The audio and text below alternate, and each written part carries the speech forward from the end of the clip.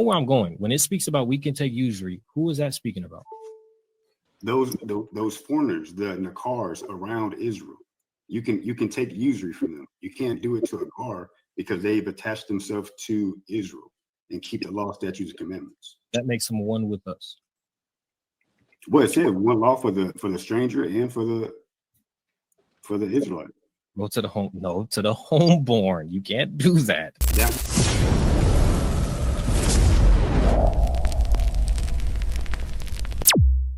Shalom, shalom. Through the spirit and power of Yahweh Hashem Yahushua, we the SOG. We just going with my brother Tyron. SOG Dallas, man, holding it down, man. We going through this review over a discussion that was just had a few days ago, based upon salvation and dealing with the strangers here. Just going over a good review and a basic review. We're going to see what the Bible is saying about these things that this brother is actually bringing out. You got it, bro. You can introduce yourself. All right. Well, so we're going to pick it up where Edom is brought to the table, and we'll go from this point out. Khan, yeah, that's fine. Perfect. We could get that 1 Kings 8:41, because to make an argument that they have to be home born in the land or whatever, that's not in the scriptures. John, was he conveying that? Was he conveying, oh well, you got to be homeborn in the land as the Israelite? Solomon, that's so pursuant towards prophecy in the end times. Solomon didn't say that nor pray for that, and that's not what the scripture is saying. It says, as one is born in the land. Yeah, so that's that 1 Kings 8:41. Yeah. I guess we can go up to 8:38. What prayer and supplication soever be made by any man or by all thy people Israel, which shall know every man the plague of his own heart, and spread forth his hand towards this house. Then hear thou in heaven thy dwelling place, and forgive and do and give to every man according to his ways, whose heart thou knowest. For thou, even thou only, knowest the hearts of all the children of men, that they may fear thee all the days of that they live in the land which thou gavest unto our fathers. Moreover, concerning a stranger that is not of thy people Israel, but coming out of a far country for thy name's sake, for they shall hear of thy great name, and of thy strong hand, and of thy stretched out arm. And when he shall come and pray toward this house, hear thou in heaven thy dwelling place, and do according to all that the stranger calleth to thee.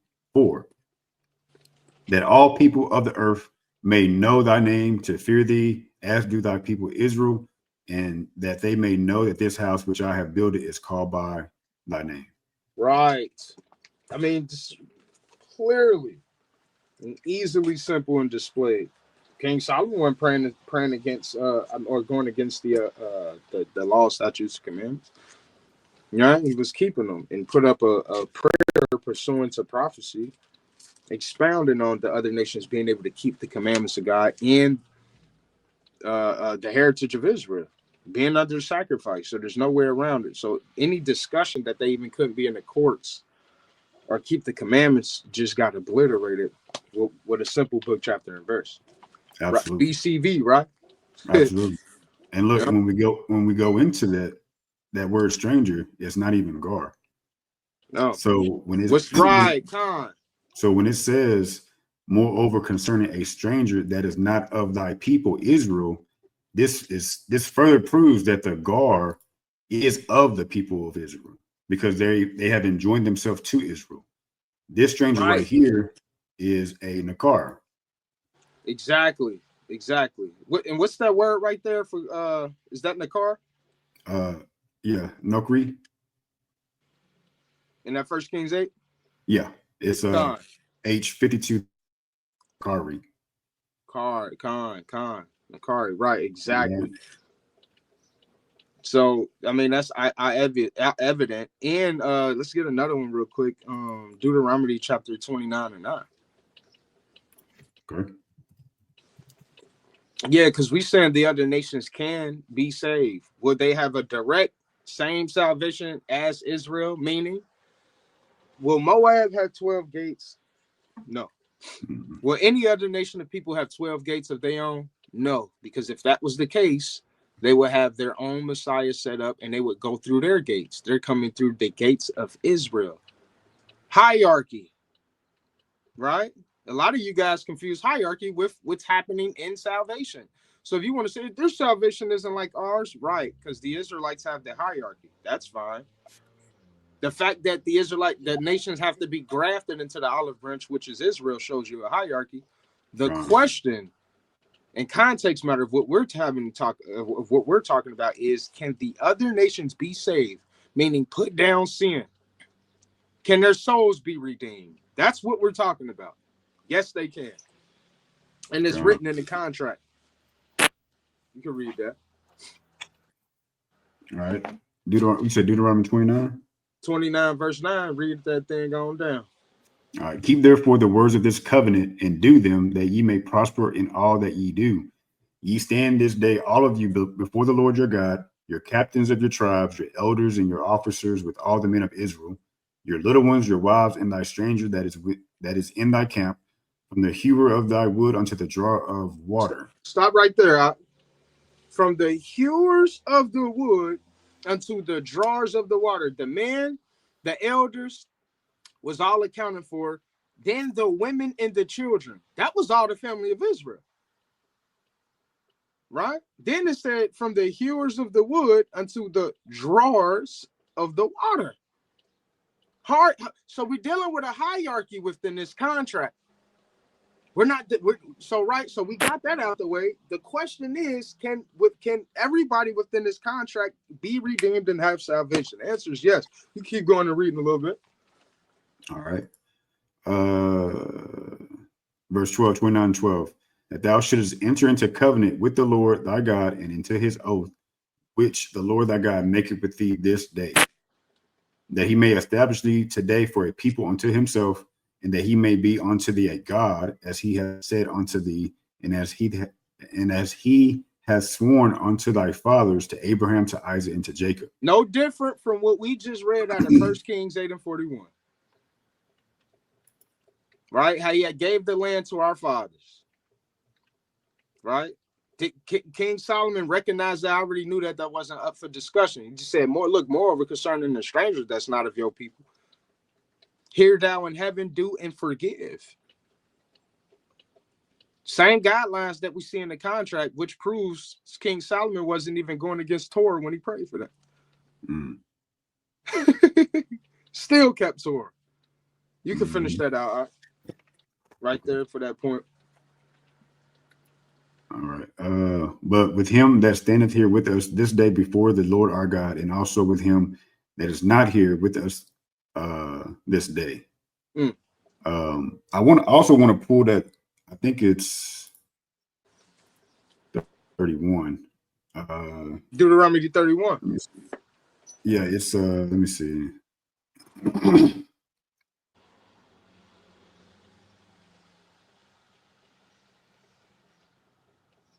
Okay, 31 and 12. All right, well, it started at 11. Let's start at 10, I'm sorry. And Moses commanded them, saying, at the end of every 7 years, in the solemnity of the year of release, in the Feast of Tabernacles, when all Israel is come to appear before the Lord thy God in the place which he shall choose, thou shalt read this law before all Israel in their hearing. Gather the people together, men and women and children, and thy stranger that is within thy gates, that they may hear and that they may learn and fear the Lord your God, and observe to do all the words of this law. All right. So that just further proves that everyone that was there in Deuteronomy 29 is getting commanded to, when they come to observe the Feast of Tabernacles? God. Or what is it? Unleavened bread. Yeah, Feast of Tabernacles. Right? The year of release in the Feast of Tabernacles, that all the people that in Israel includes that stranger, right? And so to further prove this, that stranger is Gar. H1616. Right? The Gar is bulletproof. Right. And that Gar is going to those that are bound to Israel, keeping the commandments. Furthermore, Let's get Numbers 15 and 38. Okay. Numbers 15:38. And let's start up a little bit because something happened. Somebody did something. And we need to see who was doing what and what type of work was being done by process of elimination. Because we see it according to Deuteronomy 29:9, what type of workers the strangers were amongst Israel, which invoked fringes. So look at this. Okay. So Numbers 15:32. And while the children of Israel were in the wilderness, they found a man that gathered sticks upon the Sabbath day. Whoa, hold a minute. According to Deuteronomy 29:9, the people that were gathering and doing that type of work were the guards. Oh, that's good. Right? That's who was doing that. Let's go back to that. The Israelites. Let's go back to that. Yeah, let's get that again. Let's go back to that. From the hewer of thy wood. That's good. That's good. Man, we can't make this up, man. This is why Torah is so good. Right? Oh, man, this is good.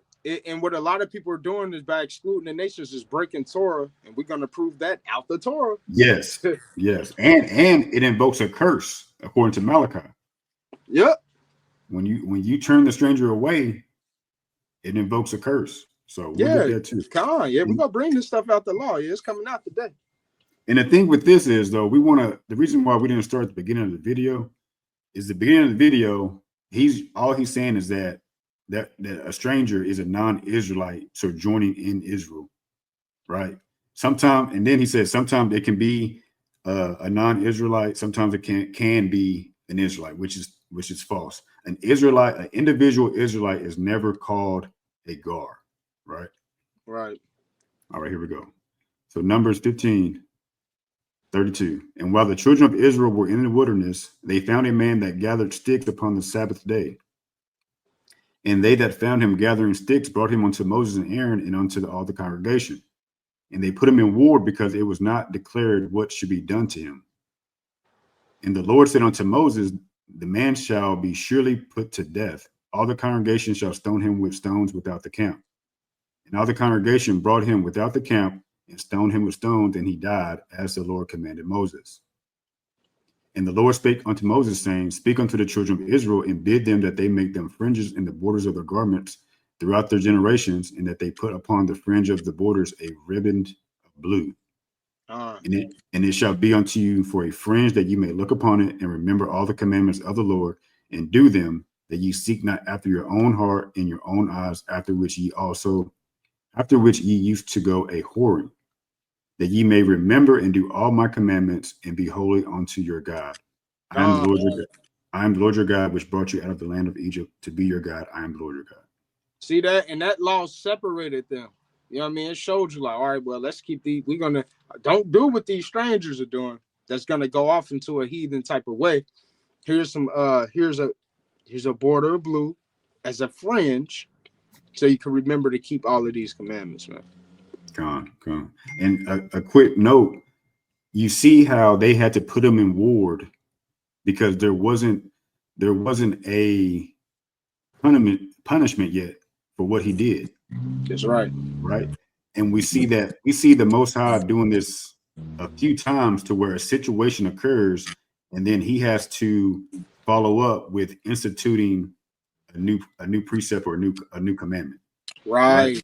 Exactly. So let's see these in action with Exodus 12. Come on. Let's get that. With the Passover. Mm-hmm.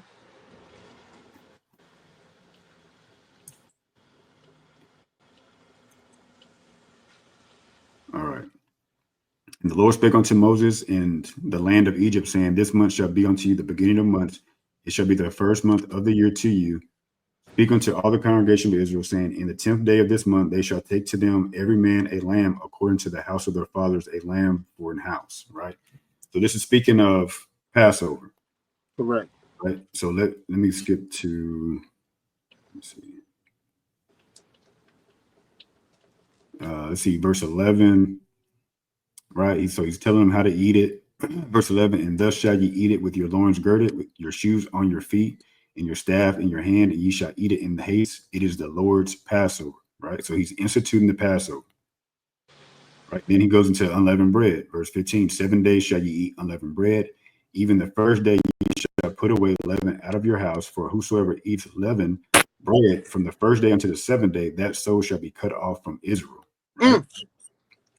Verse 19, 7 days shall there be no leaven found in your houses, for whosoever eateth that which is leavened, even that soul shall be cut off from the congregation of Israel, whether he be a stranger or born in the land. Right. Ye shall eat nothing leavened, in all your habitations shall ye eat unleavened bread. Right. So now let's take this. Look at this. 28. And the children of Israel went away and did as the Lord had commanded Moses and Aaron, so did they. So they did the Passover, right? Now here's what happened.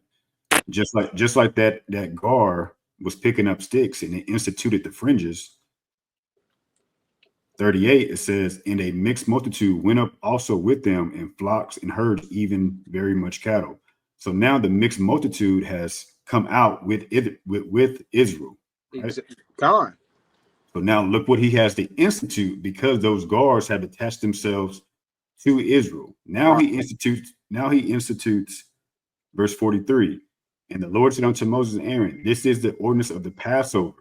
There shall no stranger eat thereof. He didn't say that in the beginning, right? But he saw the mixed multitude go with them. So now he has to revamp the ordinances of the Passover. But every man's servant that is bought for money, when thou hast circumcised him, then shall he eat thereof. A foreigner and a hired servant shall not eat thereof. That's in the car. The foreigner is in the car. He cannot eat the Passover. A hired servant is an employee. He just coming to do a job in Israel. He can't eat the Passover. Right. In one house shall it be eaten. Thou shalt not carry forth of the flesh abroad out of the house, neither shall ye break a bone thereof. All the congregation of Israel shall keep it. And here it is. And when a stranger shall sojourn with thee and will keep the Passover to the Lord, let all his males be circumcised, and then let him come near and keep it. And he shall be one that is born in the land. I'm sorry. And he shall be one that is born in the land, for no uncircumcised person shall eat thereof. So the Most High had to put an addendum on the Passover after he witnessed the multitude leaving out with Israel. Right. So we see that all. And then there's another instance with the Egyptian boy blaspheming the Most High. There was no law for blasphemy up until that point. But since he's a Gar, he blasphemed. So they put him in ward until the mind of the Most High was sought, and the Most High said he must be stoned. And then there was a law instituted for the stranger and the one that was homeborn. Mm-hmm. So we see that repeatedly. Hermeneutically done all throughout the scriptures, man. The law won't fail. And real quick, can you get Deuteronomy 24, verse 17? Yes, sir.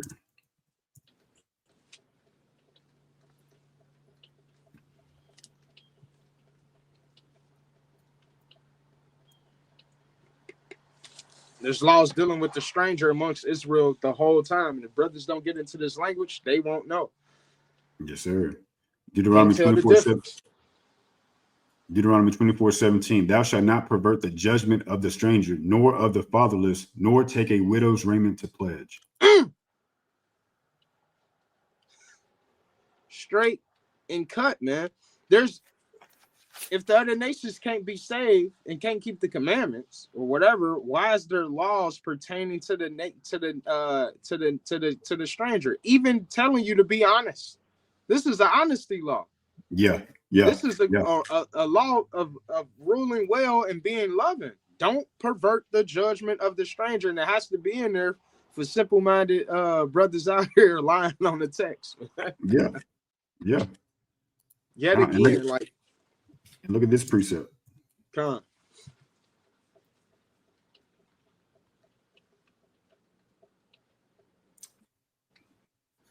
Or is it? My bad. Maybe it's 10.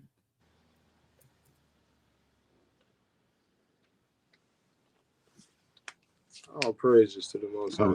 I thought it was, but it said don't pervert the judgment like you had just said. Con, can you skip down to 13 through 14?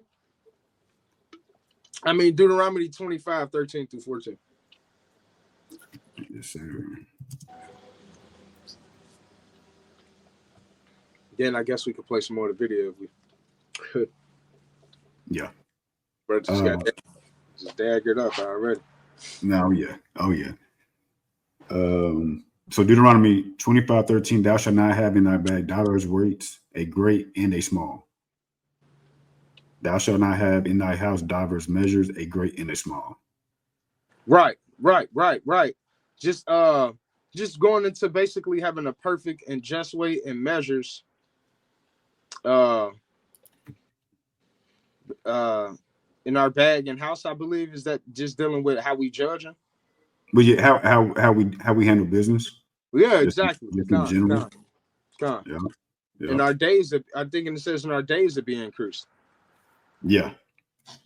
Let's see. But thou shalt have a perfect and just weight, a perfect and just measure shalt thou have, that thy days may be lengthened in the land which the Lord thy God giveth thee. See that? So, and that's beautiful, man, because this is all going back into the law, showing that we got to have a just weight with these nations. That's literally Torah. Mm-hmm. That we deal with them through the Holy Spirit and the fruits of the Spirit, man. It's all that the Bible's talking about. If you want to get more on that, because I got, man, tons of laws on the stranger. But let me pull in real time action. Let's go to Joshua. Oh, let's go to Joshua, and then I'm gonna get that Malachi. Con, that's perfect. So this is in real time because Tazarab said that the law was given like futuristic, right? And so he kept using the analogy of someone that was born outside of Israel come to Israel to keep the feast. They're sojourning there, right? Mm-hmm. So let's see what Joshua real time. They're in the land, right? This is not future. This is actual factual, right?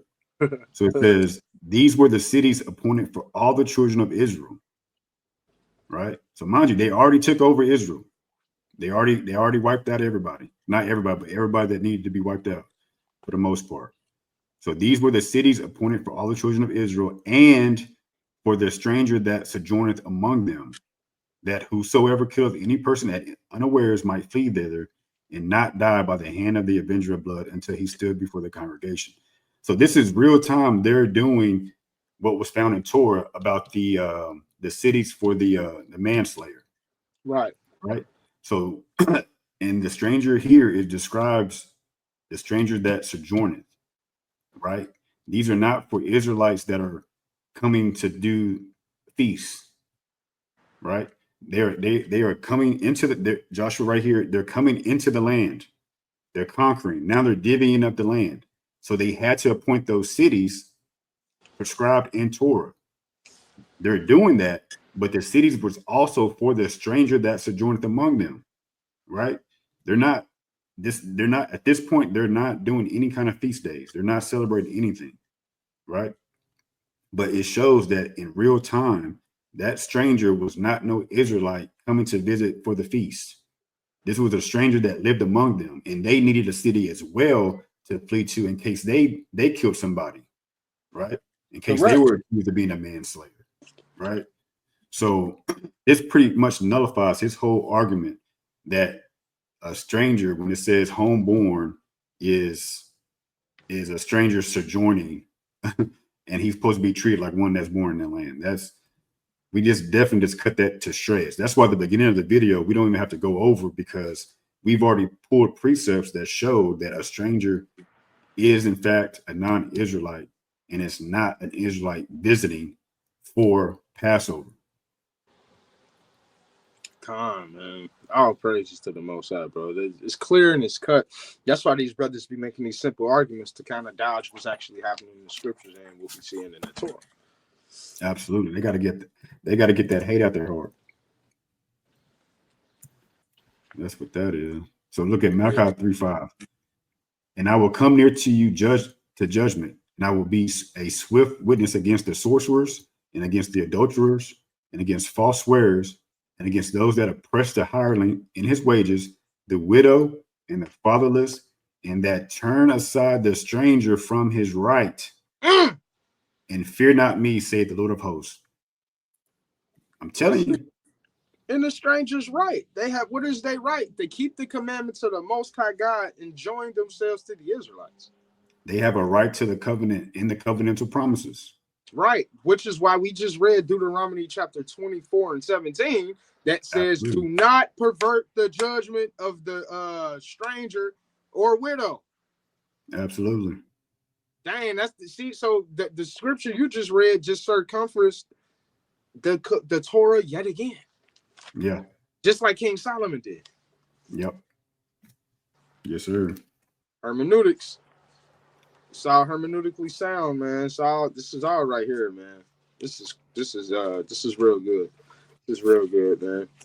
Let me pull one more. Yeah, go ahead. Yeah, this is what I was trying to get to him about the juxtaposition.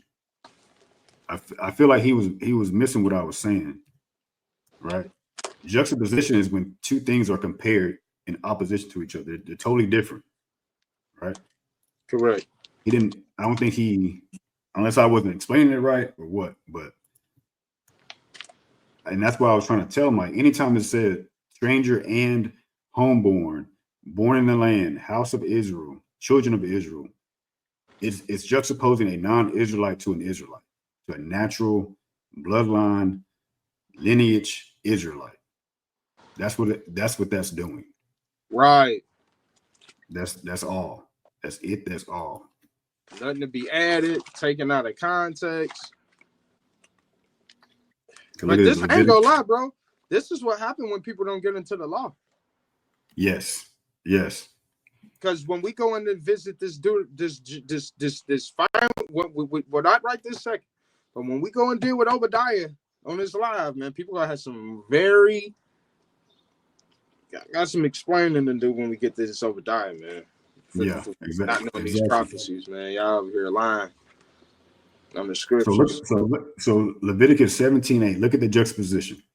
And thou shalt say unto them, whatsoever man there be of the house of Israel, or of the strangers which sojourn among you, that offereth a burnt offering or sacrifice.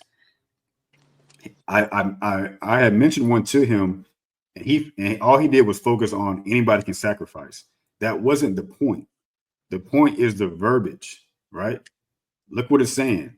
Whatsoever man there be of the house of Israel or of the sojourner. So that's the comparison. Right. House of Israel and the stranger. So again, with their logic, they would say, oh, this stranger is an Israelite, just not of the house of Israel. That doesn't make sense. Yeah. Because no matter where you're born at, you're still of the house of Israel. Exactly. And a gar is a gar. A gar is a gar. Right. So that's the juxtaposition. So anytime you see the juxtaposition of describing Israel, whether it be house of Israel, born in the land, homeborn, of the congregation, whatever it may be, is to denote Israel. And then the stranger is a non-Israelite, not of Israel. Right. There's literally exclusive laws on how to deal with the stranger and seclusion from the Israelites as a whole, dealing with a family.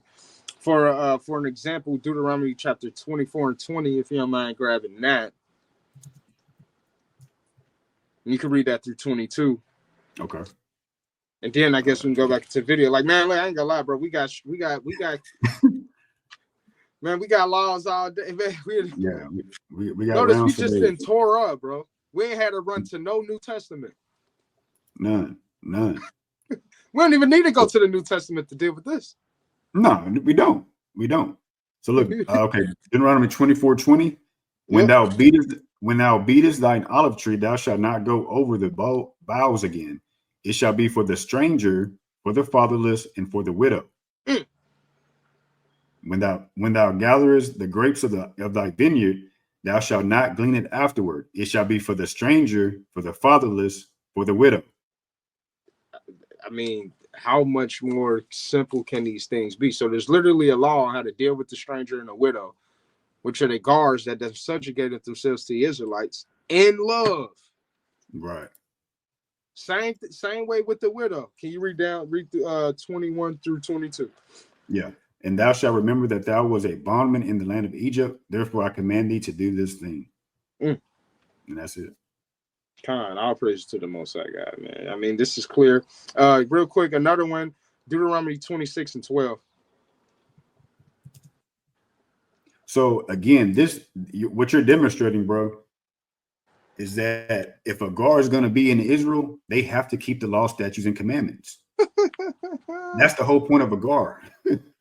Same thing King Solomon just prayed for, 1 Kings 8:41. To fear God as thy people Israel. How does the Israelites fear? How many precepts the Israelites know out there? Fearing God is keeping the commandments.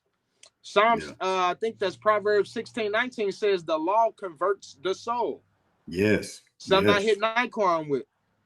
Come Man, on. I ain't gonna lie, I hit that dude with a KO. He was knocked out the first round. Yeah. Hey, but look, what you just said, the law converts the soul, right? That's right. So when a non-Israelite obeys the law, they're converted. That's where we get the Greek word proselyte. Beautiful. Come on, All man. praise. All praise. Con. Right. So what you want me to read? Shalakia, what did I say? Deuteronomy 26. 26. Yeah, it was 26, and what do I have marked down? Deuteronomy 26. Maybe 13. You start there. Okay. Then thou shalt say before the Lord thy God, I have brought away the hollow things out of mine house, and also have given them unto the Levite, and unto the stranger, to the fatherless, and to the widow, according to all thy commandments which thou hast commanded me. I have not transgressed thy commandments, neither have I forgotten them. Or neither have I forgotten them. I don't think them is there. But either way. So here it is, a commandment. Yet again, saying, hey, I haven't transgressed by not leaving out the gar. Simple. Basics. Hermeneutics. Absolutely. Simple, basic, and hermeneutical. And I'm going to say this, just to hint on this. The proselytes, they came to Acts 2, were of nations as well. But the middle wall of partition, which was the circumcision, had not been torn down yet. Yes. Yes. Remember, it was a part 2 of that. That happened in Acts 2. Then later in Acts the 15th chapter, they're having a literal conversation about that yoke of bondage and iron. Yeah. Yeah. Which our fathers weren't even divorced, and they that's when they put that decree forth towards the nations, just to put that out there, just in case somebody was thinking ahead of what we're talking about. Yeah. And we'll touch on that at a later time as well. That's easy. Because really, Isaiah 56 is a prophecy about breaking down that wall of partition in the kingdom, because it says, let's go to it.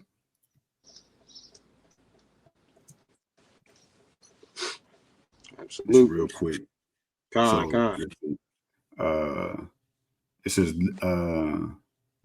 thus saith the Lord, keep ye judgment and do justice, for my salvation is near to come, and my righteousness to be revealed. Right? Let's skip down to verse 4. For thus saith the Lord unto the eunuchs that keep my Sabbaths, and choose the things that please me, and take hold of my covenant. Even unto them will I give in my house and within my walls a place and a name better than the sons and of daughters. I will give them an everlasting name that shall not be cut off. So according to the Most High, the eunuchs will be able to enter into his house, correct? Yep. So now if we go to Deuteronomy 23,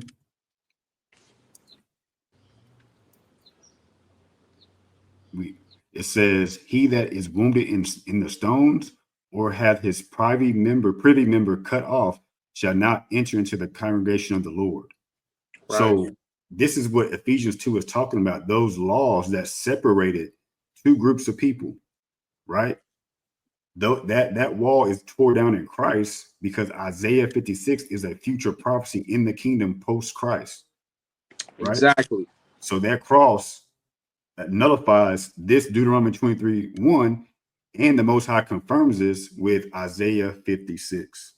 Right. Exactly, bro. This is straight, clear, and cut, man. Hey, if we got some more of that video, I guess we can hit that.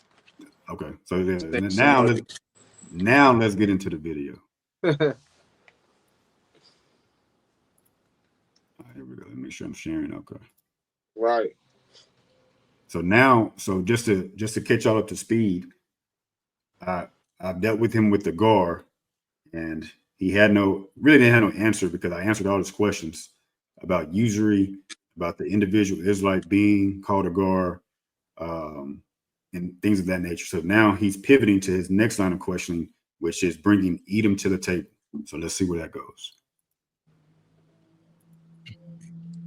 What about Edomites?